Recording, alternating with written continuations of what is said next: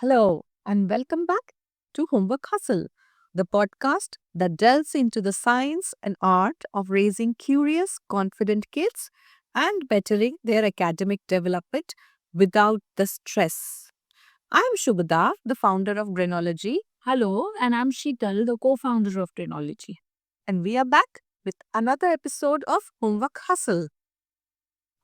So Shita, exam season, season of fever, exam fever. It's on every parent's mind right now. And we just want to get past this ship, mountain of a job, Sheetal. So, Sheetal, where do we start? We start right at the beginning by planning.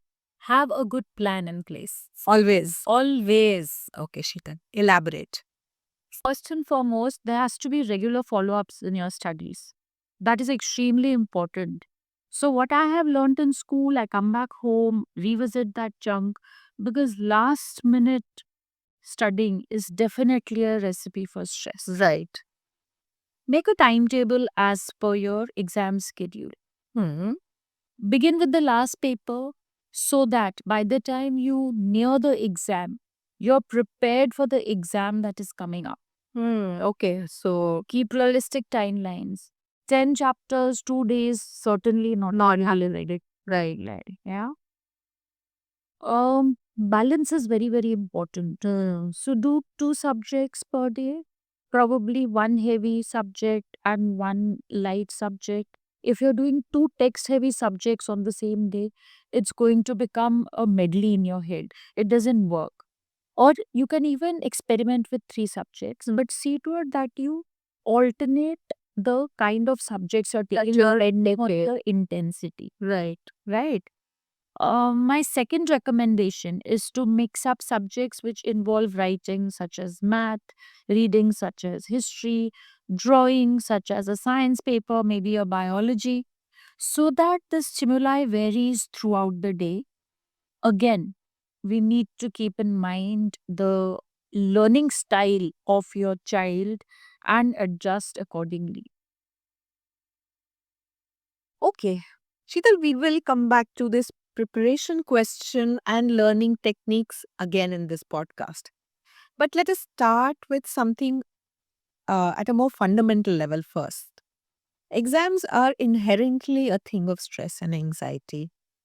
How can parents help their kids stay motivated during exam preparation? Motivation is all about small wins. Yeah, Shubhada? I suggest encouraging your child to study in smaller, manageable chunks. Okay. And after each chunk, it's very important for us to acknowledge the effort. It could be something as simple as, wow, you've done so well for yourself today. Or simply letting them feel the sense of success. Mm. These small achievements build confidence over time and show them that they are capable of tackling larger problems. So it is very important for us to keep our kids motivated all the time. Especially during, Especially- at an anxiety, yes, any time. Right. It's very important. Giving them these little rewards that, okay, we've done this, whatever their favorite pastime is, probably playing a little game of Uno or whatever. So remove that time for little fun as well. But Chital, coming back to this anxiety, sometimes the stress can be overwhelming, right? Yeah, you can almost see that environment in homes when you walk in. Absolutely. So how do you get started on that? Yeah, so sometimes, the stress is tangible. You think you can feel that Yes, and you can cut it with a knife. Yeah. And funny enough, it's often the parent who is more stressed than the child. So it is the parent who unintentionally is transferring that anxiety onto the child. So first and foremost, parents, manage your own stress. Ask yourself, do I believe that if I'm stressed, my child will get better marks? Will my stress lead to his success? Ambition is very important, but how we are conveying this ambition, how we are conveying it to the child, that matters more. Providing a calm, a supportive environment for the child is better than putting the child under stress, telling the child that, yes, I know you'll be able to do it. We will together sit and do this. That is a better approach than saying, oh God, I knew you would never be able to crack this problem. So essentially, we have to, watching our own conduct here may be Very, very crucial. very important. So, Sheetal, actually, this head on leads me into the next question. What really is a parent's role in, in this situation, in their child's preparation, for an exam or something important? We see parents across the spectrum. There are parents who will just take off from work and be at home with the child. And in cases where the child is managing on their own. But let's say, let's focus on the primary years here. What is our role as a parent? It all depends on the child's need. First of all, as a working parent, leave the guilt aside that, oh, my child is studying, I'm working, is my child doing well? Leave all that guilt aside. Focus on what your child requires. If your child asks for your presence, by all means give it. But if you and your child are together going to exponentially increase the stress at home, it's better one of y'all stay out. Better that way. If your child wants you at home, then mama, don't go. I need you, or dad, I want help. By all means, take that leave. Also, if you need to identify the kind of learner your child is. Now, for example, if your child is an auditory learner, he or she learns best while you read out to him, okay? Then by all means, a child needs your support. Okay? That calming support, that somebody is reading to me and I can absorb it better. Provide that support. Be there. But if you're constantly hovering around the child and creating that stress for your child, telling your child that, look, I've taken leave for you and you're not studying. That doesn't work. That doesn't work. That's passing on Yeah, waste. it's very unfair on the child. You are passing on your guilt to that child, making him feel guilty. So that's how fair is that? So don't do that. If you make it a point to constantly be around your child and somehow pass on that feeling that, look, I don't trust you. Trust your child. Trust the product that you have in hand. What, rather than doing all this, what can be done is sitting with the child, helping them plan their daily schedule, helping them plan their goals. That is more important. Create a timetable in collaboration with your child, set achievable targets for that day. You can't tell that child that, okay, today I want you to do 50 sums. ऐसे नहीं होता. It has to be a So essentially, you should task. be, well involved in the Yes. planning process Yes. and then monitor it. Whether things are going as per plan or not. And beyond that, provide help where required. Yes. And when your child asks for it. All right. Okay, Sheetal. So, a question that parents think about: how much study time do you think is appropriate before exams? So, Shubhda, there is never one size fits all to this. I was all afraid of that answer. So, every child is different. For some, one thorough reading might be enough, while others might need to read, write, revise multiple times before they feel confident. The key is to avoid burnout. So, that is what you should be working towards, not really. It should also happen that the child, you've pushed the child to study 10 hours a day, 12 hours a day. And when the actual day comes, the child doesn't want to look at his books. It shouldn't happen like this. Study sessions shouldn't be too long. Ideally, 30 to 45 minutes at a stretch is good, Okay. with short breaks in between for a healthy recharge. Okay. That is what we should work towards. You cannot expect children to sit 2 hours at a stretch and study. हमारे ज़माने में हम 2 घंटे बैठ के पढ़ते थे. Do you remember your ज़माना? Okay. So, Sheetal, another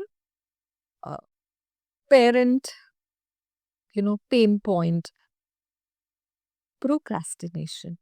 Yes, I will study in the afternoon. I will start at 3 p.m. I will start at 6 p.m. How do we deal with this, putting off studying? So, Shubda, procrastination is very common, and it is I'm glad not, to hear that. yeah, and it is not only with kids. It is, yeah. But it is also true. So, with adults, when you think you are going to enter into a stressful environment, True, true. you put it off, right? That's right. But it can be managed with clear deadlines and gentle reminders. Set a start time. Give your child a 5-minute heads up. Give some gestation period that look, in 5 minutes we will start studying. It's now 9:25. Let's sit down and get to work at 9:30. So give them that 5, because last minute वो ना, how जैसे alarm बजता है, you switch off your alarm and Takes us one another 5 minutes. you need like that. So operate in the snooze mode. Yes. This avoids last minute panic that often derails The plan. completely. Right. Okay, so Sheetal, now we come back to that big heavy question, revision techniques. What are some effective ways to revise? Okay, memorizing. Let's start with memory. Recurring, yeah, we cannot undermine the importance of memorize. Kitna bhi bol lo, it all begins from there. You can teach your child a few of these memorizing techniques. Repetition, visiting the material learned after 1 day, after 3 days, after 7 days. So you revisit the same material first at a 2-day gap, then at a 5-day gap. Right. Yeah. Yeah. I think it moves from your short-term memory in your long-term memory. Yes. Correct. What is also strongly recommended are small flashcards. Any sort post-its, and those rough papers which you cut into 4s or 5s and keep, and let children make their little notations on that. Keywords, key sentences. Formulas, definition. Yes. Or get the child to make note of, yeah, as you say, formulas and definitions. Use again the 1377, that kind of a gap. Mnemonics, Vibgyo. Do you all remember? Otherwise, who remembers the colors of the rainbow? Get them to make their own mnemonics. That's a fun thing to do as Yeah, well. yeah. Also, association. Teach them association techniques. Associative learning scientifically also has proven to be a very good technique. So, when we connect the idea to a visual, a drawing that they have made themselves, or a story, something very vivid, and which creates a kind of a mental imagery. For example, if they're doing a water cycle, probably you can, draw something which is related to the water cycle. If you're using a story, a funny and outlandish one is very easy to remember, especially if you want to learn a formula or if you want to learn a definition. Especially when it comes to definition, keywords are very important. Learning the keywords, very, very important. And as mentioned before, for complicated concepts such as math, science, use the Feynman technique. Get them to teach you the concept. The best way of learning is by teaching. That's the best thing to do. Then it will become very clear in their head. I remember when my boys were younger, I would tell them to teach me math. Okay, so how you've solved this sum. It's fine for parents to act as though they don't know. It's okay. Because that empowers the child. Right. Also, what I wanted to culminate with is you don't practice for a tournament by reading about a sport. Yeah, similarly, the only way to practice for a test is by testing. Right. Yes. Practice taking tests. It will also teach them to time themselves. Always have your timer there so that they know that they have to finish in these many minutes, apart from showing what they don't want. Also, what helps is when a structured question paper, how much time to devote to every answer basis the marks that they're going to get. Very important. Otherwise, what happens is when children start writing the answer paper, they spend a lot of time initially and then they rush Towards the end of the paper, they get. so always devote allocate time as per the marks. So that's what they will, that's the other thing that they will learn in their testing themselves. Yes, right. So Sheetal, earlier you spoke of learning styles. How can parents identify their child's learning style? So every child is a unique individual.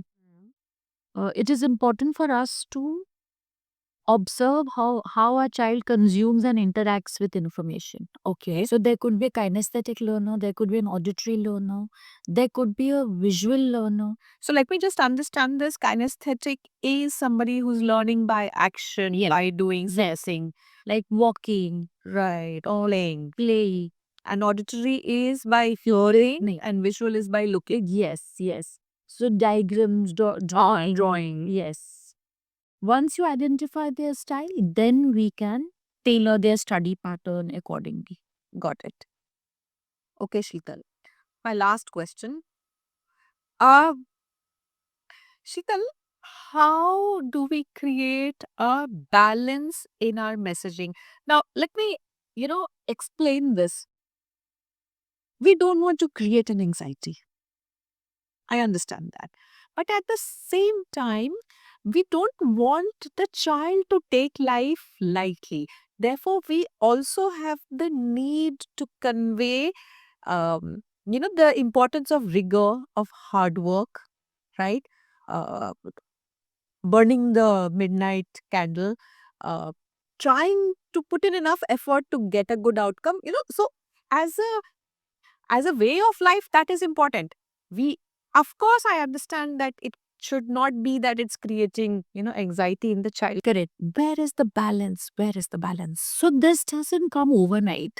This entire balance, as we talk about, doesn't come overnight. Doesn't come that suddenly, exams are approaching. I've heard so many horrendous things about children doing certain things during exams.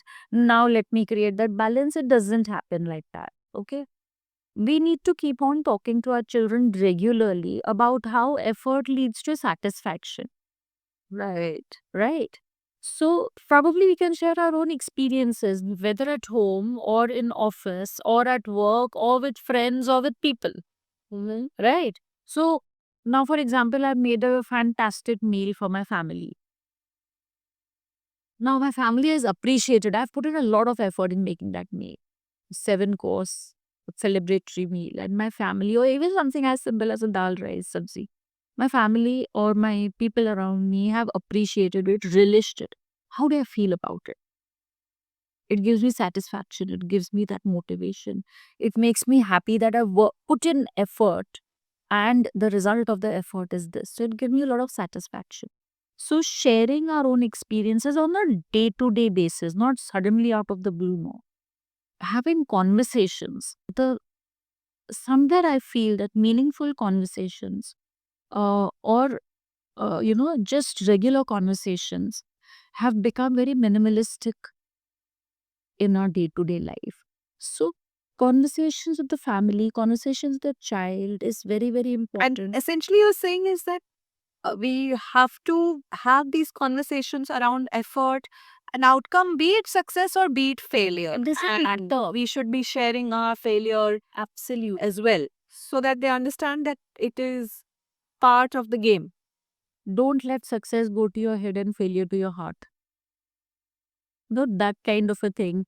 And when exams come around, it becomes a natural. They understand this. They're imbibed. They have imbibed it, right? Right. That there is a connection between effort and achievement. Right. So that is important. And I feel that exams are a little overrated. They're a little overwhelming. Yeah. Maybe I can say that now because I'm at that stage of my life where I'm not giving exams. But even on when I see around me, I feel that children get too overwhelmed. Little children, they actually have psychosomatic symptoms Around around exams, which is a little unfair on them. I think we need to delink outcome from effort. Right. Okay, so on that very philosophical note, that's a wrap for this episode of Homework Hustle. Sheetal, insightful as always. Parents, if you enjoyed this episode, be sure to subscribe to our channel so you are notified when we post a new episode. And don't forget to visit our website www.brinology.com to check out the learning books we have on offer for you. You can also follow us on our Instagram at Brinology1, where we share educational tips and more in a relaxed, fun space for parents. So, until next time, keep hustling for that homework. Bye. Bye. See you soon.